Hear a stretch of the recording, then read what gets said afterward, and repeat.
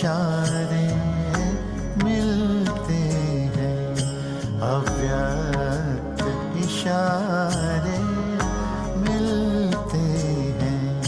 अव्यक्त हमें बन जाने को अव्यक्त इशारे मिलते हैं।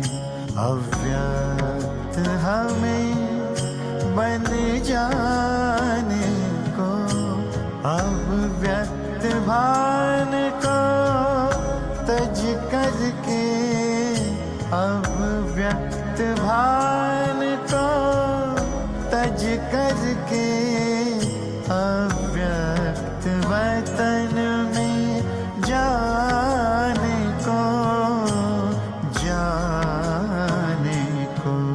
अव्यक्त इशारे मिलते हैं, अव्यक्त इशारे मिलते हैं।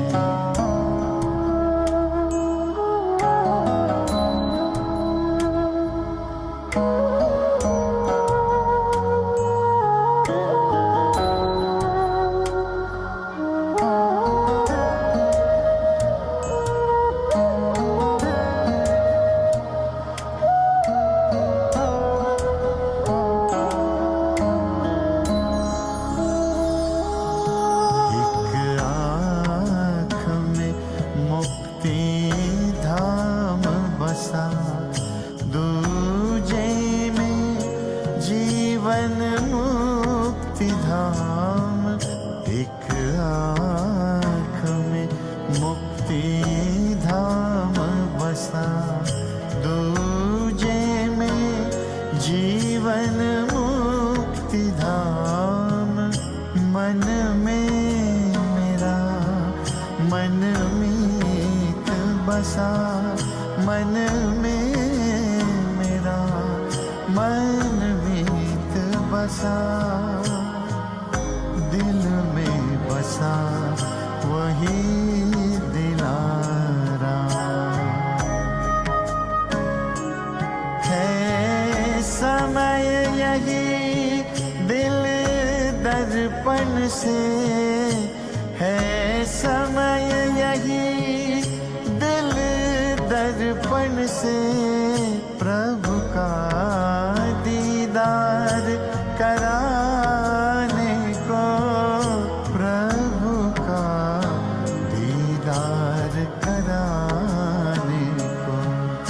अव्यक्त इशारे मिलते हैं, अव्यक्त इशारे मिलते हैं।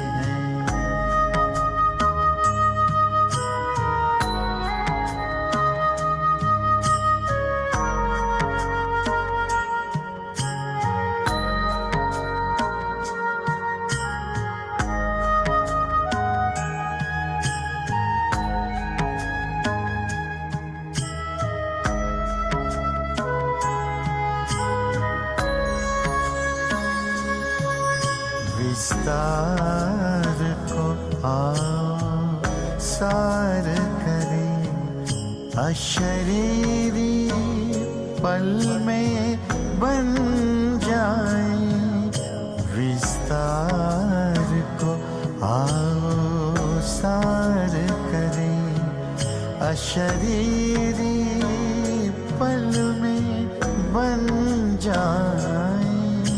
मन सा सेवा करें फरिश्तावन, मन सा सेवा करे फरिश्तावन।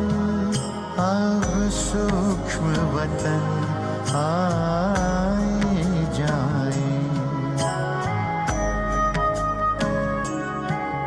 तैयार है बाबा आप सबन, तैयार है बाबा आप सबन।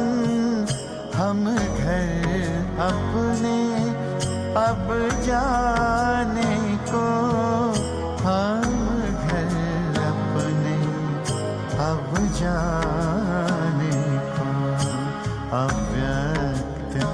इशारे मिलते हैं।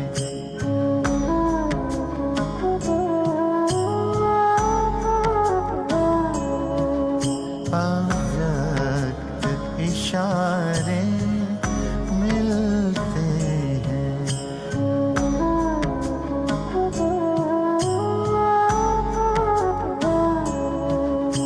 अव्यक्त इशारे मिलते हैं। अव्यक्त इशारे।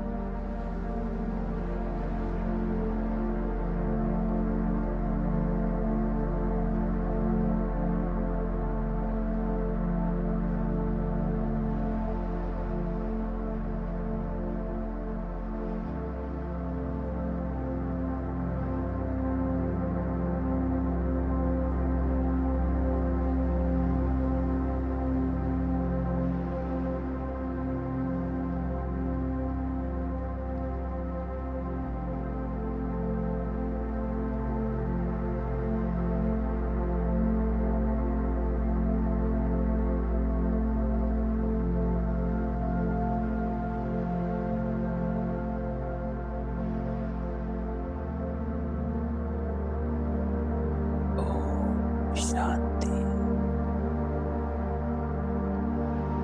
ओम शांति। ओम शांति।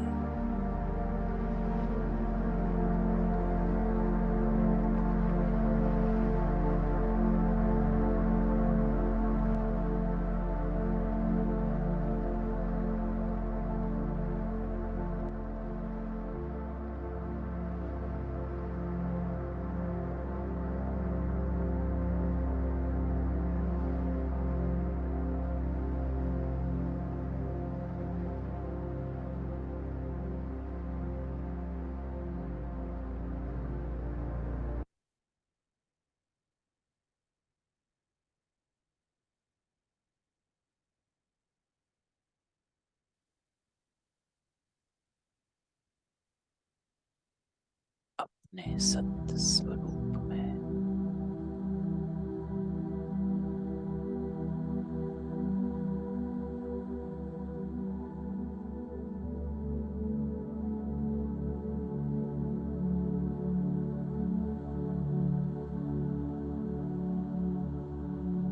संत बाबा के साथ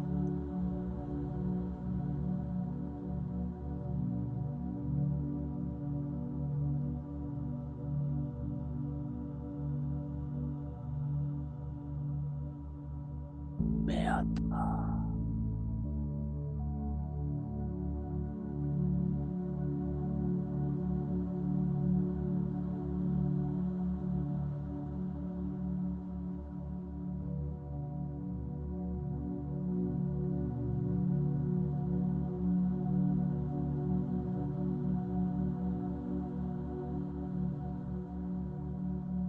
जैसे बाबा का रूप वैसा मेरा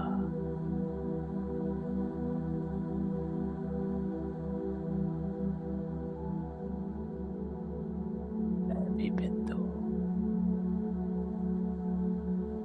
बाबा भी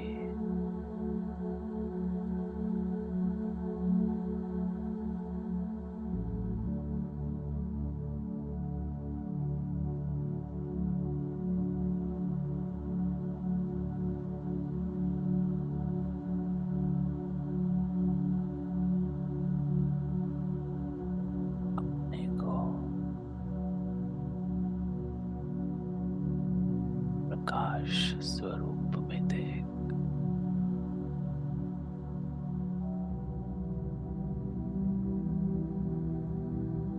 देह से न्यारे हो जा।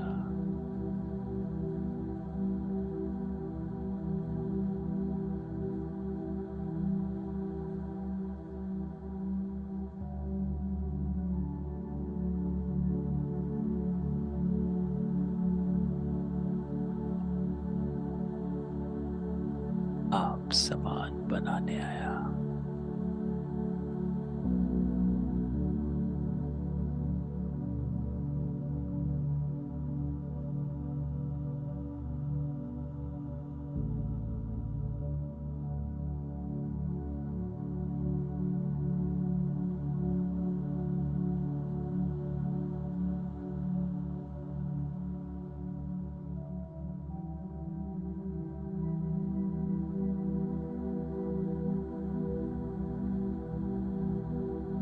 मैं आत्मा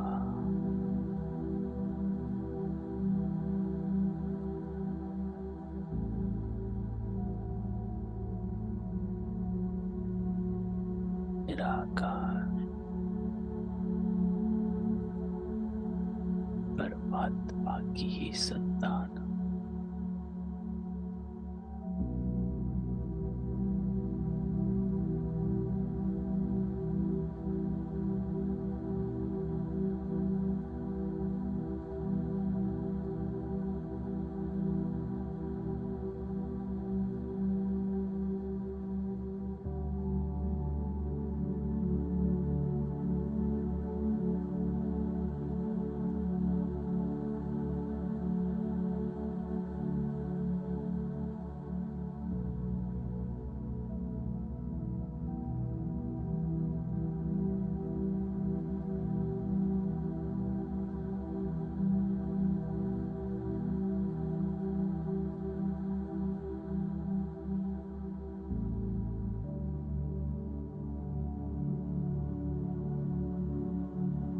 एकदम वैराग्य वृत्ति।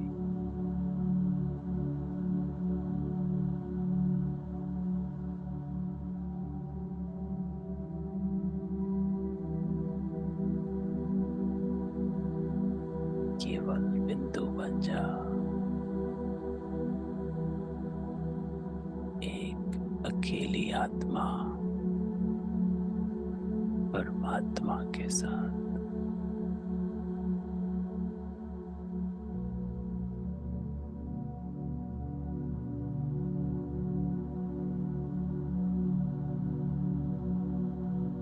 बस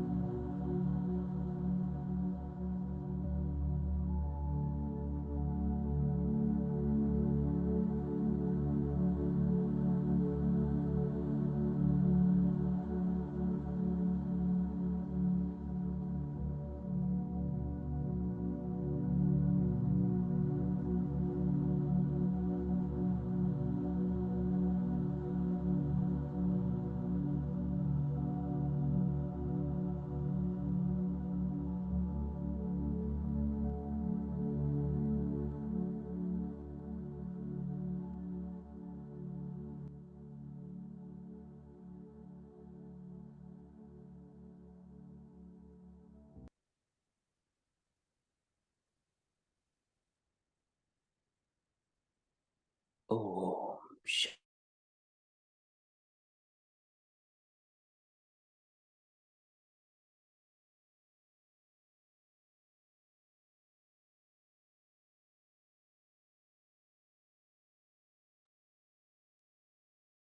ओम शांति।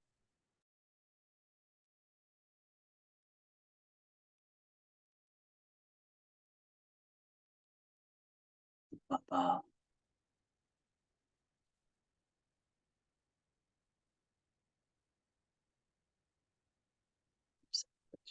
कहता है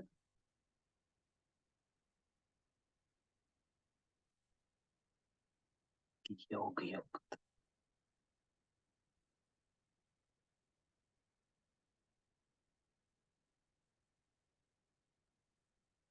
जितना योग युक्त रहे उतना ही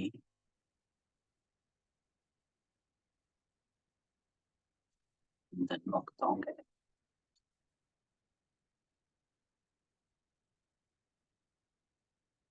बाबा ने योग युक्त रहने की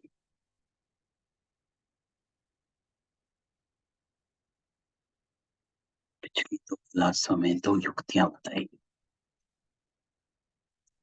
एक बाबा कहता है सारथी होकर चलो,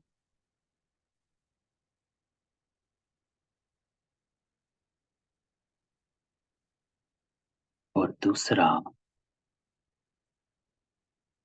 बाबा कहता कमल पुष्प आसन पर स्थित,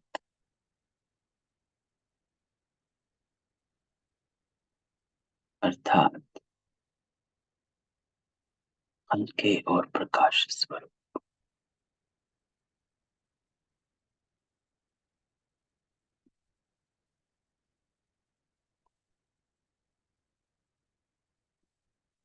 बाबा आज इस मुरली में हमको योग युक्त अवस्था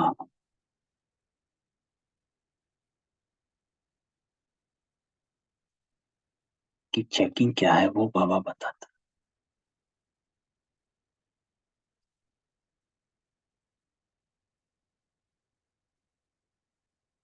तो बाबा कहता है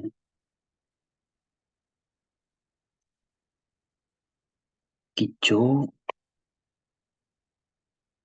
समर्पण हुए हैं, समर्पण किसको करना है? बाबा ये नहीं कहता कि सेंटर पर समर्पण हो गए तो हो गया, नहीं। बाबा कहता है कि जो ना सिर्फ संकल्पों को लेकिन देह अभिमान को भी अर्पण करता है,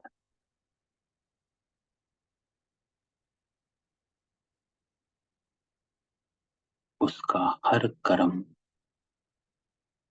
दर्पण बन जाता है।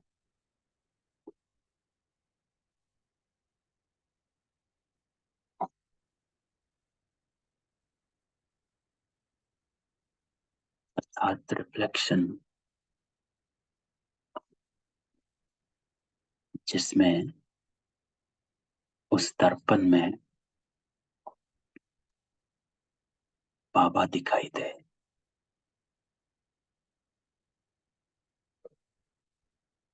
क्योंकि बाबा कहता है हर कर्म द्वारा प्रत्यक्ष करना है, सिर्फ वाणी से प्रत्यक्ष नहीं करना। जो बाबा ने ऊपर कहा कि सिर्फ वाणी द्वारा प्रत्यक्ष नहीं करना, लेकिन हर कर्म द्वारा प्रत्यक्ष करना। ऐसे प्रत्यक्ष करो जो सभी आत्माओं के मुख से निकले कि ये साक्षात बाबा के समान है। तो आपका हर कर्म दर्पण बन जाए, जिस दर्पण से बाबा के गुणों और कर्तव्य का दिव्य रूप और रूहानियत का साक्षात्कार।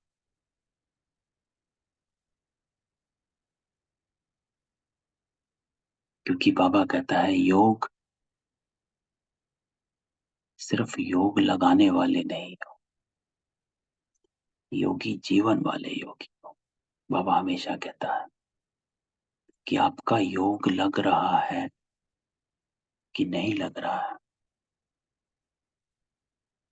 उसकी चेकिंग सिर्फ यही है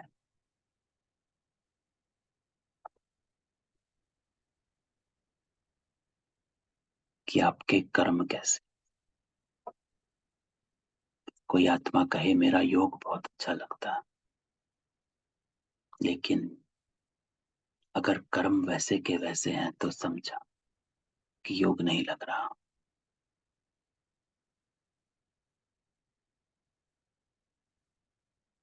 क्योंकि बाबा कहता है योग लगना अर्थात बाबा के गुणों का, शक्तियों का,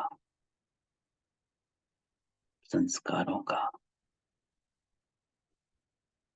इमर्ज होना। और जब बाबा के गुण, शक्ति, संस्कार इमर्ज होते तो स्वतः कर्म में आएंगे। तो मेरा योग लगता है कि नहीं लगता है, उसकी चेकिंग सिर्फ यही है कि बाबा कहता है मुखड़ा देख ले प्राणी,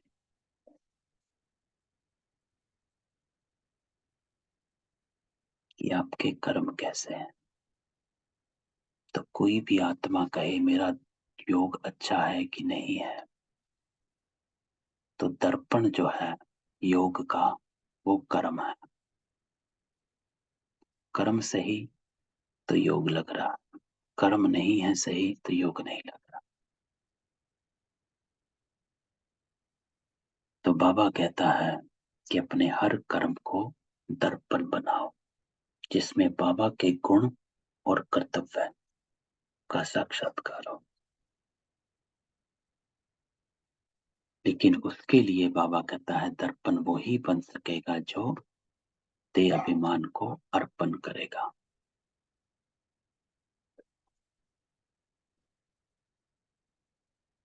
और जो देह अभिमान को अर्पण करता उसका हर कर्म दर्पण बन जाता है।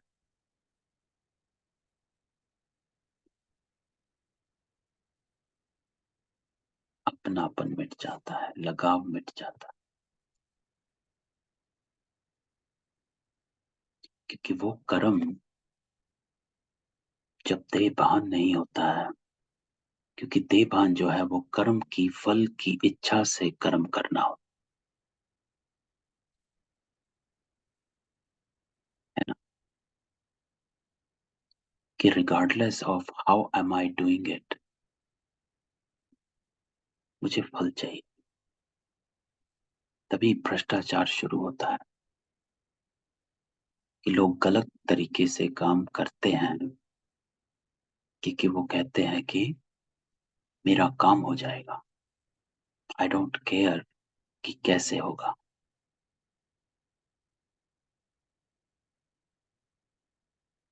तो वो फल की इच्छा से कर्म करते हैं। कैसे कर रहे हैं, क्या कर रहे हैं, इस पर अटेंशन नहीं है, बस रिजल्ट चाहिए। इसको कहा जाता है देहभान के वश किया हुआ कर्म। और जो देही अभिमानी होकर कर्म करते हैं वो अपने गुणों में स्थित होकर कर्म करते हैं, फल की इच्छा से कर्म,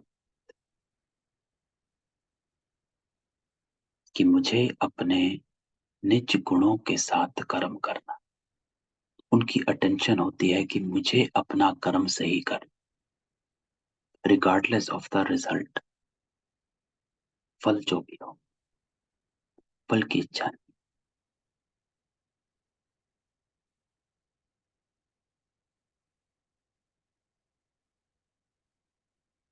है ना। गीता में भी कहते हैं कर्मण्य अधिकारेषु कदाचन, कर्म तेरा अधिकार है, फल नहीं। So what you do is in your hand, what you get is not in your। फल की इच्छा से कर्म किया हुआ कर्म जो है वो हमेशा गलत तरीके से ही अपना किया होता, क्योंकि उसमें विकार है। तो बाबा कहता है इसको मिटाओ, और जो ऐसे करेंगे वो एक तो सदा योग युक्त रहेंगे, दूसरा सदा बंधन मुक्त रहेंगे।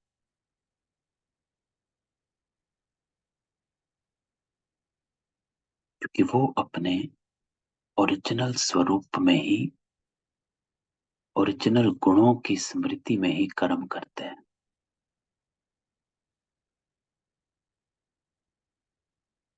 और दूसरा बंधन मुक्त, क्योंकि वो अपनी ओरिजिनल स्मृति में कर्म करते हैं, तो वो कर्म के बंधन से मुक्त रहते हैं।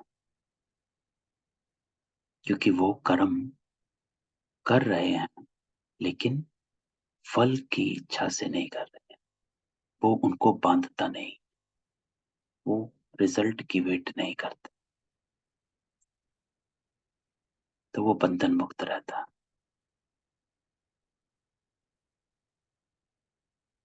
जैसे फरिश्ते हैं,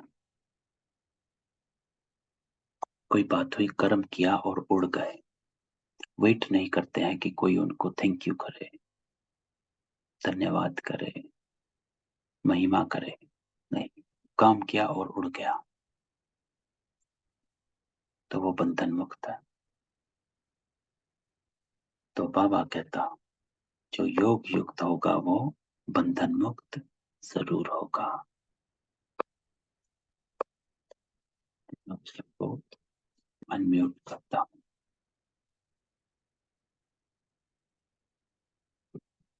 तो यहाँ पर इस मुरली में बाबा बंधन मुक्त होने, योग युक्त होने की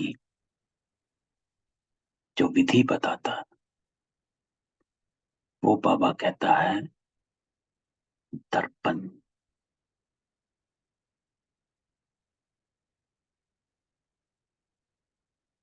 अपने कर्मों को दर्पण बनाएगा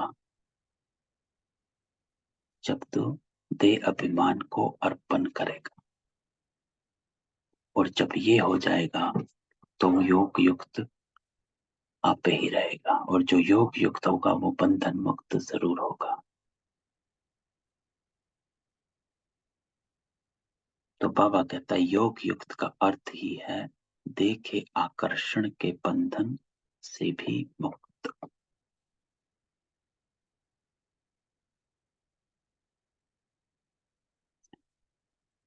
देह के आकर्षण के बंधन से मुक्त अर्थात कि वो कोई भी संकल्प, बोल, कर्म देह के लिए नहीं, देह की इच्छा से नहीं। तो बाबा कहता जब देह के बंधन से मुक्त हो गए तो सर्व बंधन मुक्त बन ही जाते हैं। तो समर्पण अर्थात सदा योग युक्त और सर्व बंधन मुक्त। तो बाबा कहता ये युक्ति है। अगर आप इस, कि बाबा कहता समर्पण करोगे तो ही दर्पण बनोगे,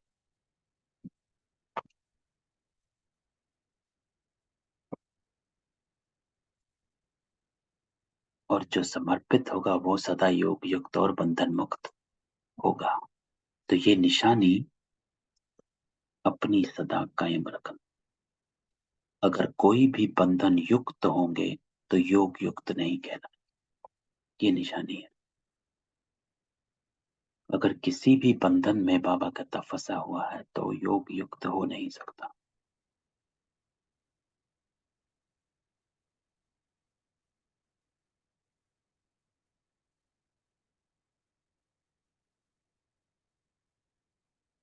तो जो योग युक्त होगा उनकी परख यही होगी कि उनका हर संकल्प, हर कर्म योग युक्त होगा। तो आज बाबा कहता है कि योग युक्त रहने के लिए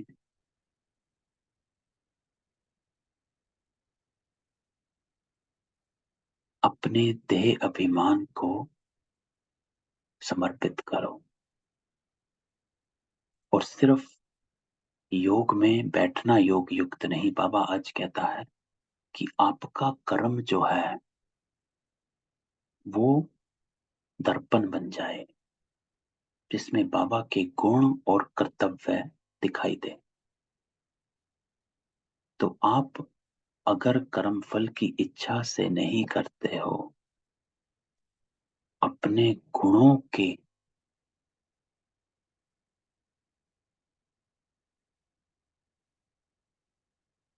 अपने गुणों से करते हो, तो आप योग युक्त हो।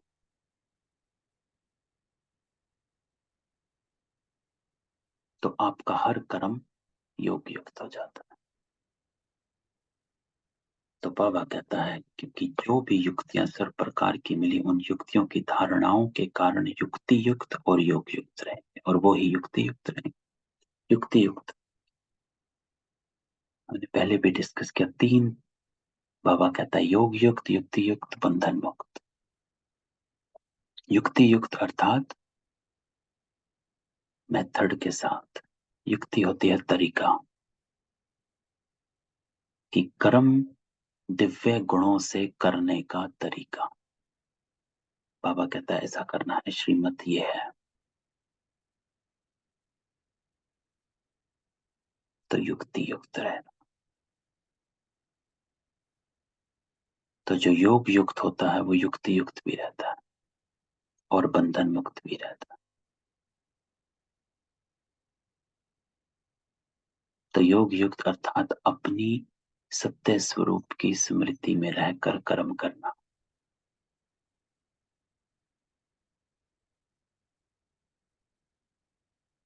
अपने जो भी कर्म करना, हमेशा ये कॉन्शियस रहना कौन सा दिव्य गुण।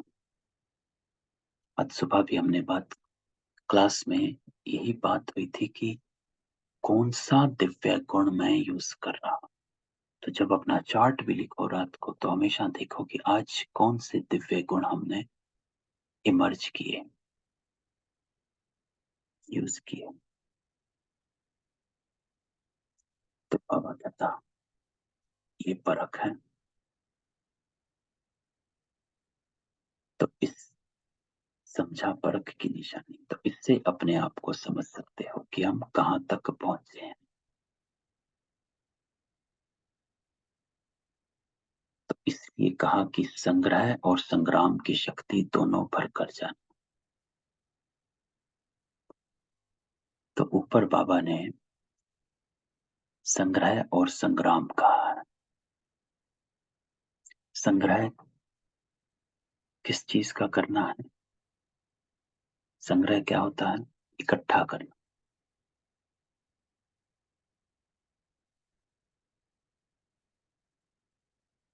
और संग्राम युद्ध करना अपने पुराने संस्कारों से, और संग्रह करना दिव्य गुणों का। तो दिव्य गुणों का संग्रह करो और अपने अवगुणों से संग्राम। तो बाबा कहता संग्रह और संग्राम की शक्ति भर कर जाओ। तो हमेशा अपने दिव्य गुणों की स्मृति रहे। हमें याद होने चाहिए कि दिव्य गुण कौन कौन से होते हैं, कौन से हैं। क्योंकि जब स्मृति आएगी तो ही इमर्ज होगा, वरना याद करते रहेंगे कौन सा दिव्य गुण। तो दिव्य गुणों की लिस्ट जरूर होनी चाहिए। तो बाबा कहता रिजल्ट क्या देखी, सर्टिफिकेट मिला। तो एक अपने आप से सर्टिफाई होने का सर्टिफिकेट, दूसरा सर्व, और तीसरा संपूर्ण समर्पण बनने का। तो बाबा कहता है तीन सर्टिफिकेट अपने आप से सेटिस्फाई। ये सबसे इंपॉर्टेंट है कि क्या मैं अपने पुरुषार्थ से सेटिस्फाई हूं।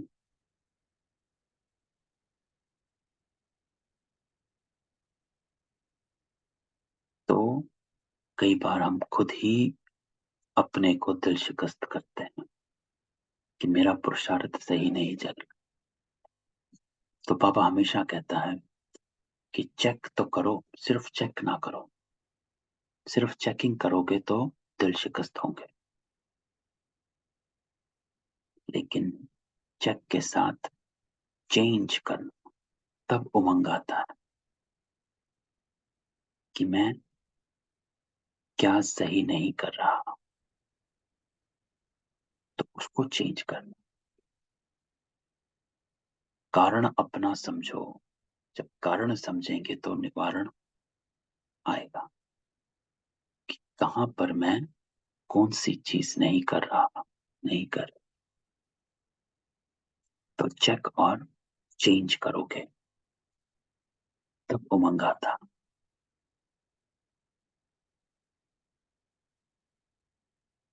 तो बाबा कहता है समर्पण ये नहीं है कि आबू में आकर बैठ जाए, है ना? तो ये नहीं, बाबा समर्पण इसको नहीं कहता है कि सब छोड़कर बैठ गए।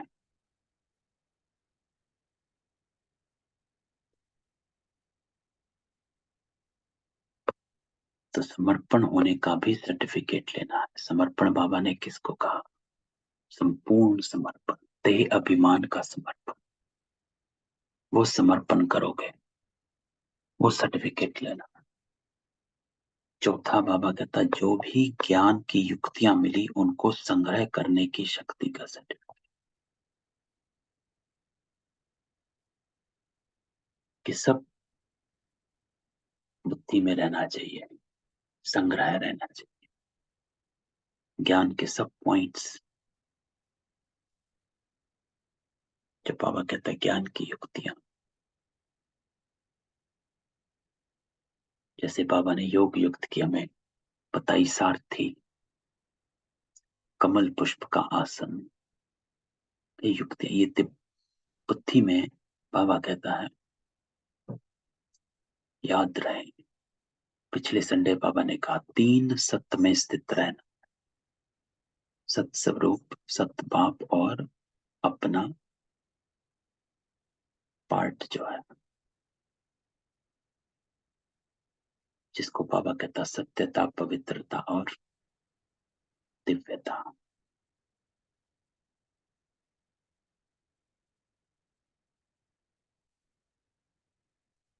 तो हमेशा बाबा कहता स्मृति रहे, बुद्धि में रहे कि मुझे अपना कर्म दिव्य करना। और दिव्यता बाबा कहता तभी आएगी जब हम दिव्य गुणों से कर्म करते हैं। तो बाबा कहता ये 4 सर्टिफिकेट ले लें।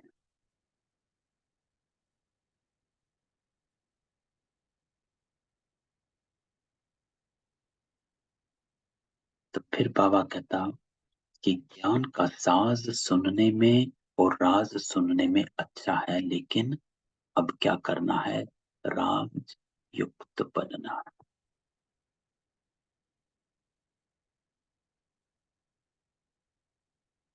सिर्फ सुनना नहीं। बाबा कहता है धारण कर लो। आज सुना कि बाबा कहता है हर कर्म को दर्पण बनाओ। तो ये सुन तो लिया, लेकिन बाबा कहता है ये राज तो सुन लिया कि जब अगर ऐसा करेंगे तो बाप समान बन जाएंगे, तो लेकिन अब राजयुक्त बन, कर्म में लाओ। योग अच्छा है, लेकिन योग युक्त बनना।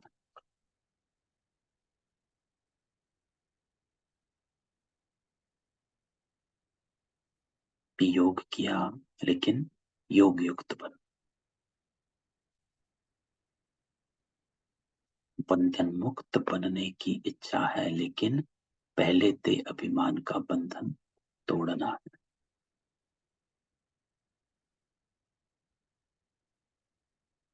तो बाबा कहता है कि अगर आप बंधन मुक्त होना चाहते हो तो सबसे पहले कड़ी जो है, जो हमको तोड़नी है, वो है दे अभिमान का बंधन।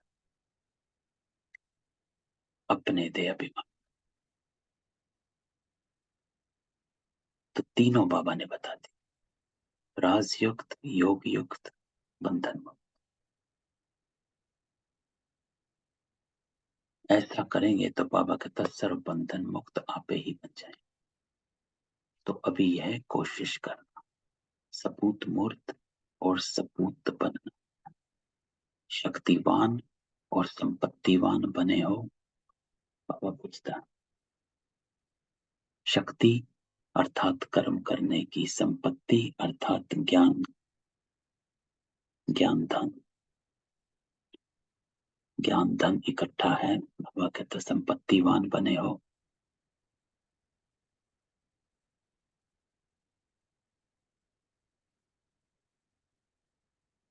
तो हरेक ने अपने आप से प्रतिज्ञा की है। तो इसमें बाबा कहता है एक और बात आती है, वो है दृढ़ संकल्प। कि ज्ञान सुन तो लेते हैं और गुणों का भी पता है, वो कर्म में आते आते या कम हो जाते हैं या नहीं आते हैं, उसका कारण यही है कि दृढ़ नहीं है प्रतिज्ञा।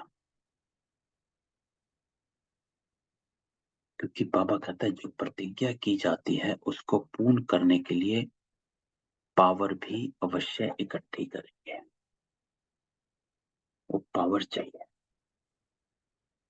जिसको बाबा कहता है कितना भी सहन करना पड़े, सामना करना पड़े, लेकिन प्रतिज्ञा को पूरा करना ही है। तो ये इम्पोर्टेंट है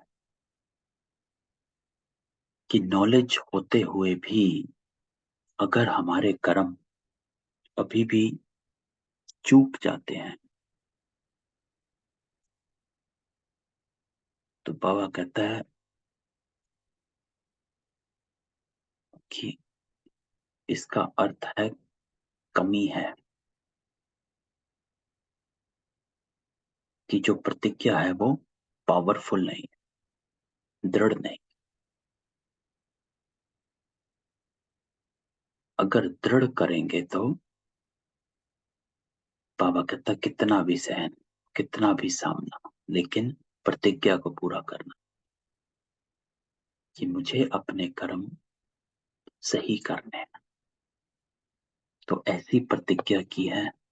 बाबा पूछता है भले सारे विश्व की आत्माएं मिलकर भी प्रतिज्ञा से हटाने की कोशिश करें तो भी प्रतिज्ञा से नहीं हटेगी। ऐसी प्रतिज्ञा, दृढ़ प्रतिज्ञा। क्योंकि बाबा हमेशा कहता है, बाबा मिलन में भी कहा कि बातें आएंगी, बातें तो आनी ही है। क्यों? क्योंकि बाबा कहता है ये है ही कलयुग। कलयुग का अर्थ क्या है? कल है कलेश का युग। तो जो कलह कलेश का युग है वहां पर तो कले की बातें आएंगी ही।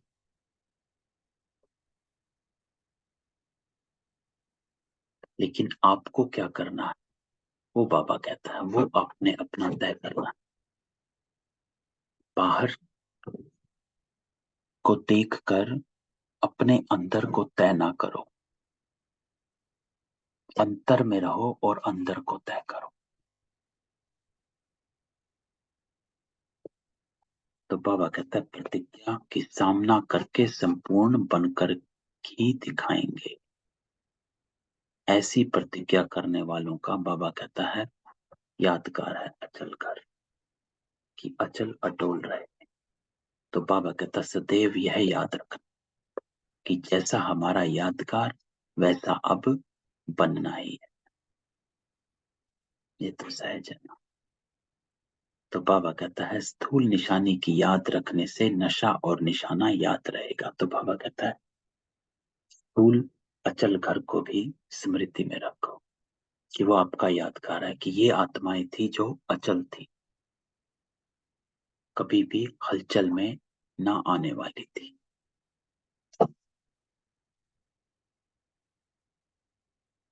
तो ऐसी आत्माओं का यादगार बना हुआ है अचल घर। तो बाबा कहता है याद रखो मेरी निशानी है। तो ये जरूर अपने को समझना है कि हम सारे विश्व से चुने हुए विशेष आत्माएं हैं।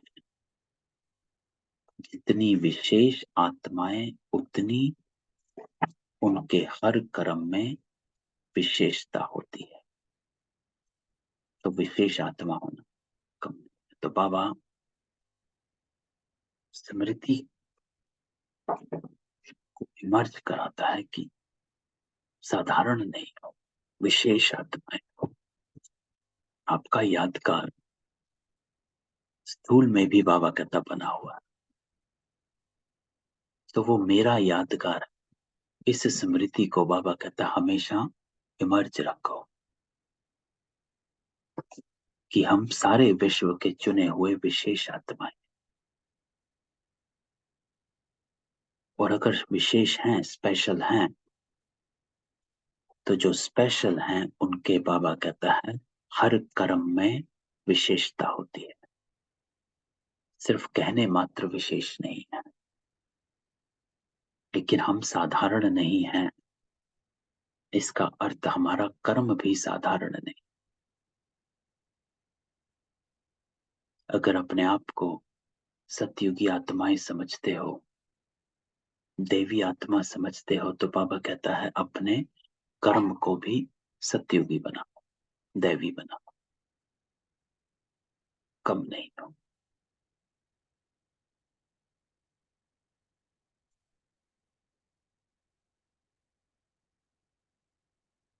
तो ये बाबा आज कहता है, ये बाबा की आज की शिक्षा है कि अपने को योग युक्त, बंधन मुक्त बनाओ, और उसके लिए अपने हर कर्म को दर्पण बनाओ, और उसके लिए देह अभिमान को अर्पण करो। अर्थात कर्म को फल की इच्छा से मत करो। कर्मण्याधिकार से महाफलेषु कदाचन, है ना, कि फल की इच्छा से नहीं। फल की इच्छा से करोगे तो विकारी करोगे।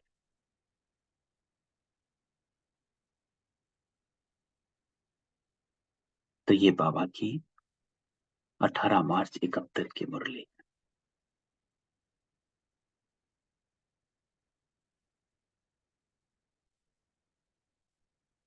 तो किसी का कोई क्वेश्चन है?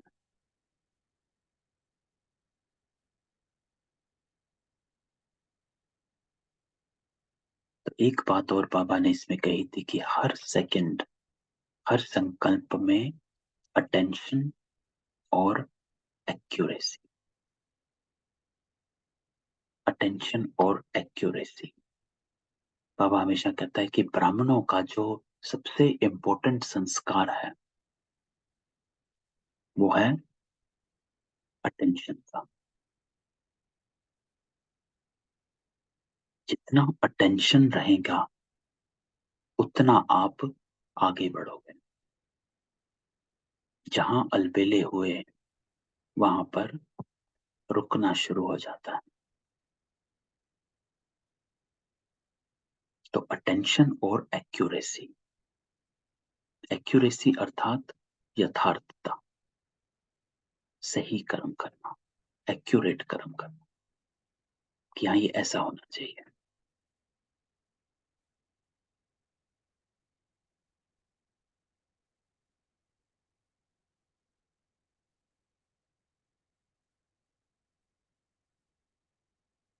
तो जो भी कर्म करो,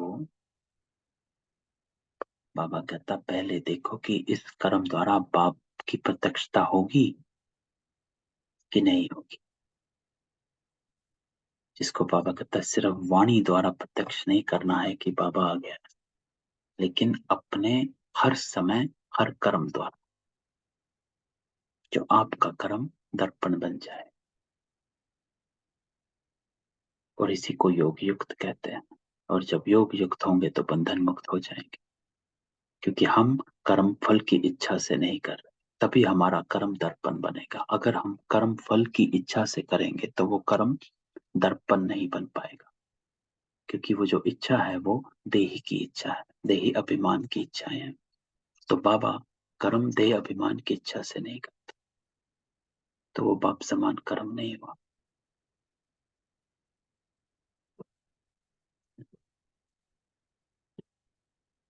ठीक। किसी का कोई क्वेश्चन हो तो इस युक्ति को, इसको आज प्रैक्टिस करना है ना। चलो ठीक। ओम शांति। ओम शांति भाई जी। ओम शांति। ओम शांति भाई जी। ओम शांति। ओम शांति भाई जी। ओम शांति। ओम शांति। तो बस इसको करना है ना। तो बाबा ने जो कहा कि ये प्रतिज्ञा जो की है, चाहे कोई कुछ हो, लेकिन मुझे अपने कर्मों पर अटेंशन और एक्यूरेसी ये करनी।